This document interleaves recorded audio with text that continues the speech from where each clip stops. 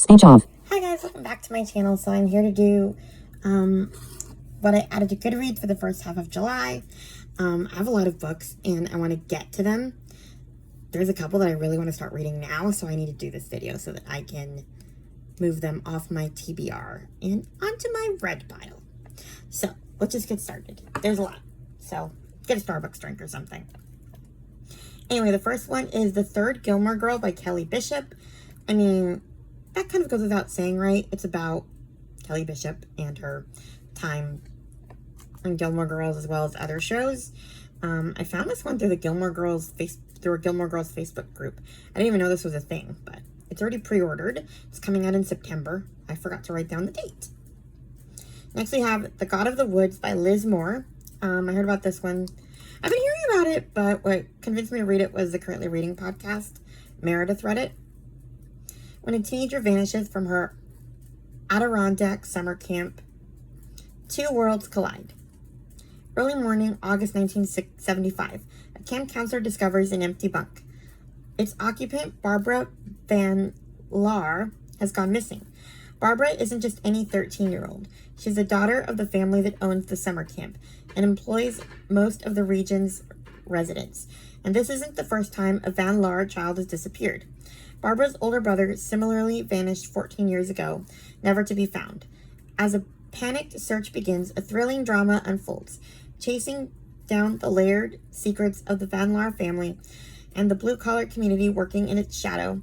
Moore's multi-threaded story invites readers into a rich and gripping dynasty of secrets and second chances. It is... okay. That's just praising the author. But yeah, it's about these these missing kids and how they're related. Honestly, a lot of my books this month are from the Currently Reading podcast, which is kind of cool. I usually get more from booktubers. So the next one is The Scandalous Sisterhood of Prickwillow Place by Julie Berry. Also from the Currently Reading podcast, also by Meredith. And this is a middle grade book. There's a murderer on the loose, but that doesn't stop the girls of St. Etheldreda's from attempting to hide the death of their headmistress in this rollicking farce. The students of St. Etheldreda's School for Girls face a bothersome dilemma. Their irascible headmistress, Mrs. Plackett, and her surly brother, Mr. Godding, have been most inconveniently poisoned at Sunday dinner. Now the school will almost certainly be closed and the girls sent home, unless these 7 very proper young ladies can hide the murders and convince their neighbors that nothing is wrong. The Scandalous Sisterhood of Prickwillow Place is a smart, hilarious Victorian romp, full of outrageous plot twists, mistaken identities, and mysterious happenings. Sounds like fun. Next is one that could be... sounds a little disturbing, and yet I'm weirdly interested. The Best Way to Bury Your Husband by Alexia Casal. Also by the Currently Reading podcast. Actually, this one is from their indie press list from their Patreon. A dark comedy about 4 women coming together to heal the damage their husbands have done and hide the bodies once they've killed them.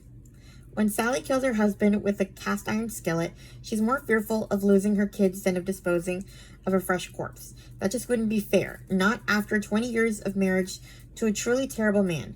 But Sally isn't the only woman in town reaching the brink. Soon, Sally finds herself leading an extremely unusual self-help group, and among them are 4 bodies to hide. Can they all figure out the perfect way to bury their husbands and get away with it?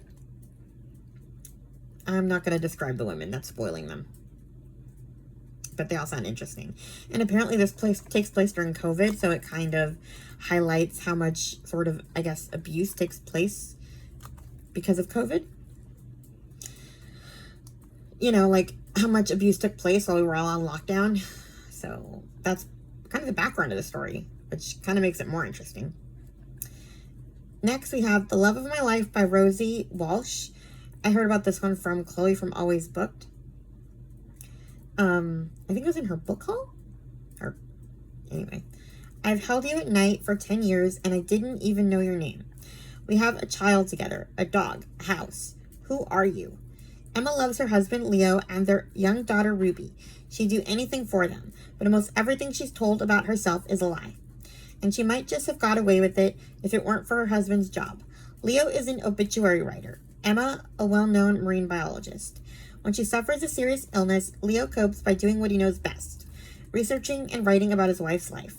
But as he starts to unravel the truth, he discovers the woman he loves doesn't really exist. Even her name isn't real. When the very darkest moments of Emma's past finally emerge, she must somehow prove to Leo that she really is the woman he always thought she was. But first she must tell him about the other love of her life. Wild. I've heard mixed reviews on this one. Some people really like it and some people really don't. So I got it from the public library, from Libby, just in case I hate it. I've had a few duds in the latest new releases I bought, so. Next we have Allow Me to Introduce Myself by Onyi Nwabimbli. I heard about it through a Facebook group about family vloggers, oddly enough. Ever since she was a child, Anuri's life was chronicled and monetized by her influencer stepmother. Now an adult, she's finally broken free. But when her stepmother starts preying on her young half-sister, Anuri decides she must stop the cycle of abuse. So, I'm not sure if she's going to go for custody of this kid or what, but yeah. Next is The Light Years by Elizabeth Jane Howard. I heard about this one through a Currently Reading podcast. They do this thing at the end of every season of their podcast where they have everybody recommend a book. And so this was recommended by, I forgot who, but I couldn't find a description for it. For some reason, Goodreads has it in Portuguese or something. But from what I heard, it sounds like this is about, it's like a family saga. It's like it's a series of 5 books, probably. This is the first one. It's about a family saga that goes through the war, I guess. World War II and beyond. I think it starts before World War II, but it's about the family, like the grandparents, the parents, the children, the servants. Sounds like it's a sweeping family saga. Sounded fun, so I bought it. Next we have Cold Black Lies by Cindy Sproles. I heard about this one from Katie from Paperbacks and Ponytails. This is coming out July 30th. And this author sounded familiar, so I went looking. And I have another book that, by this author, What Mama Left Behind. I think it's to do with the Spanish flu or some kind of epidemic. This teenager's mother basically is taking in every orphan as their parents died, and then she dies and she has to take over the, orphans that her mother adopted, I guess. Unofficially adopted. Anyway, this one's completely different, sort of. But Cold Black Lies. Believing the bitter lies you tell yourself leaves little room for the sweetness of truth. Coal miner Joshua Morgan managed to do the impossible. He broke away from the stranglehold of the iron-fisted Barton family and the company store to whom all the miners in the Appalachian Mountains are indebted. But it cost him the life of his young daughter, who was run down by a posse led by Thomas Barton while coming to collect Joshua's payment to the store. 5 years later, a sweet but slow-witted young girl lands on his doorstep, and Joshua's desire to protect her from the clutches of the Bartons increases his thirst for vengeance. Joshua sets out to discover where the girl came from in order to take down the Barton family once and for all. I'm going to stop there. Next we have The Song of Sourwood Mountain by Anne H. Gabbard, also another Katie book. While the century began with such promise, it is 1910 when Mira Dean's hopes for being a wife and mother are dashed to pieces. Her fiancé dead from tuberculosis, Mira resigned herself to being a spinster schoolteacher until Gordon Covington shows up. No longer the boy she knew from school, Gordon is now a preacher who is full of surprises. First, he asks Mira to come to Sourwood in eastern Kentucky to teach at his missionary school. Second, he asks her to marry him. Just like that. And all at once, the doors that had seemed firmly shut begin to open, just a crack. With much trepidation, Mira steps out in faith into a life she never imagined, in a place filled with its own special challenges, to serve a people who will end up becoming the family she always dreamed of. Intriguing? Maybe? I don't know. Sounds kind of weird, but also interesting. This is the one I wanted. This next book is the one I wanted to get to, like, immediately. The Secret Hotel in Berlin by Catherine Hawken. This one just came out. Berlin in 1944. It is a great honor to have you here, Herr Hitler. Lily doesn't stumble over the lie, her hand steady as she pours champagne. Everything must be perfect. No one can suspect a thing. Lily Rodenberg and her husband, Marius, run the Edel, I don't know, Berlin's most glamorous hotel. For its wealthy guests, it is an escape from the destruction outside with its elegant piano bar and fine amber brandy. But Lily is Jewish, a secret she is terrified will end in tragedy for her and their beloved little girl. Lily's only choice is to hide in plain sight, her heart racing each time uniformed officers step through the Edel's grand entrance. As Berlin becomes a more frightening place, Lily pleads with her husband to help shelter those in danger, but Marius says he will not risk the lives of his wife and daughter until the day he is called to the front and goes missing in action. Left in sole charge of the Idol, a heartbroken Lily fixes her smile as she serves men who would have her killed in an instant if they knew the truth. She decides she must fight back, hiding Jews in the hotel's wine cellar before moving them to safety. Though she is seized with terror, it gives her the strength to carry on. But her courage catches the attention of the resistance. What they ask of her is impossible. Lily has protected her daughter by living a life full of secrets. Can she risk it all now and put her child in danger for the sake of her country? I mean, come on. I have to read this. Next, we have a few new releases from Chloe's new releases video. The ones that I picked. So first we have House of Glass by Sarah Pekkanen. It is coming out August 6th. On the outside, they were the golden family with the perfect life. On the inside, they built the perfect lie. A young nanny who plunged to her death, or was she pushed? A 9-year-old girl who collects sharp objects and refuses to speak. A lawyer whose job it is to uncover who in the family is a victim and who is a murderer. But how can you find out the truth when everyone here is lying? I'm going to stop there. I kept reading and it spoils everything. Well, not everything, but you know. Next we have The Resistance Sisters by Anna Stewart, released August 19th. I probably would have discovered this one on my own eventually because I follow her on Audible. This is her 4th book in the Women of War series. Okay. So the first 2 books in this series you have to read together. But once you get to book 3, they're pretty individual. Like, they're about different people. So, yeah. This one is about a new family. Or new people. 1944, Poland. Take this message, keep it hidden. Shaking, I tuck the torn slip of paper in between the loaves of bread. I pray I can make it through the bombed-out streets and into the tunnels beneath this broken city without being caught. If this secret falls into the wrong hands, my sisters' lives are at stake. Basically, it's about all these resistance sisters, I guess. Next, we have The Frindle Files by Andrew Clements, releasing August 27th. This is apparently a sequel to Frindle. If you've never read it. But yeah, I'm excited. Then we have Not Nothing by Gail Forman, releasing August 27th. I actually heard about this one from Krista first, from Books and Jams, but I forgot to write it down when her new release video came out. And now it's back with Chloe's new release video. To say Alex has had it rough is an understatement. Okay, I'm not going to tell you why. Almost everyone treats him as though he doesn't matter at all, like he's nothing. So when a kid at school actually tells him he's nothing, Alex snaps and gets violent.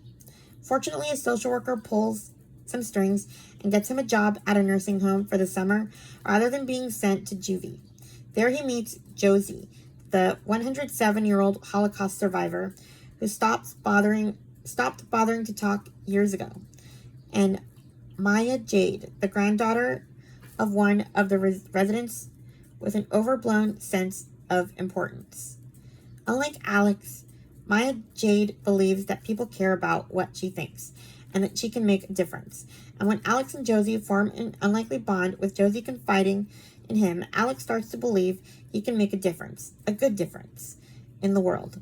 If he can truly feel he matters, Alex may be able to finally rise to the occasion of his own life. I think this is my last one. All They Ask Is Everything by Hadley Leggett. I don't know if I'm pronouncing that name right. Oh no, I have two more. This one comes out August 27th. In this hopeful debut about the silent struggles of motherhood, three very different women want custody of the same two little girls and learn they have more in common than the children they're fighting for. Determined to be a better mother than her own, Hannah has devoted her life to her daughters. She ignores her increasing exhaustion and isolation as a widowed mom until a disastrous mistake lands the girls in foster care. Julie is single and lonely and dreams of being a mother. After infertility issues lead her to foster parenting, she falls head over heels with Hannah's daughters. The more she bonds with these sweet, precocious girls, the more she worries about their previous home life and becomes intent on finding a way to keep them. Recently forced into retirement, Elaine is devastated by the way her daughter Hannah has shut her out. When she discovers her granddaughters are in foster care, she resolves to rescue them from the system, her one chance at a parenting do-over. Each woman thinks she's the best possible mother, but none understands the full truth. Old hurts, long-held secrets, and budding new relationships collide as they fight for the girls who can make them a family. Okay, I have more than I thought. Next, we have A Promise to My Sister by S.E. Rutledge, coming out August 29th. Auschwitz, 1943. I cradle my little sister's feverish body and weep silently in the dark. I love you, I whisper. Remember, tomorrow we're free. And I know in my heart that whatever it takes, I will find a way out of here, for me and for my sister. At the imposing iron gates of Auschwitz, 21-year-old Hodea clings to her mama and papa, her little sister Bela's arms around her waist. But when Hodea is sent one way and her parents the other, a plea to keep her sister safe is the last thing in her mother's eyes. Hodea makes a silent promise in return. But Auschwitz is no place for a little girl, and keeping Bela safe takes every ounce of Hodea's energy. She hates watching the spark in her little sister's eyes dull, and as she hands her daily rations of watery soup and stale bread to keep Bela fed, she feels herself weakening by the second. But she vows to find a way out, even if it means sacrificing the young woman she once was. So, yeah, I'm assuming...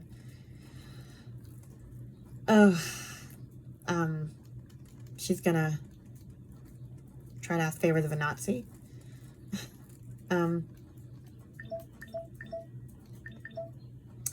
Okay, I thought I had one. I had another one. I forgot to write it down. The Berlin Apartment. I guess I'll talk about it next time, because I don't have the description. Huh. Anyway, yeah, that's all I have for this video. Please like, comment, and subscribe, and I'll talk to you guys in my next video. Bye! Speech, stop recording.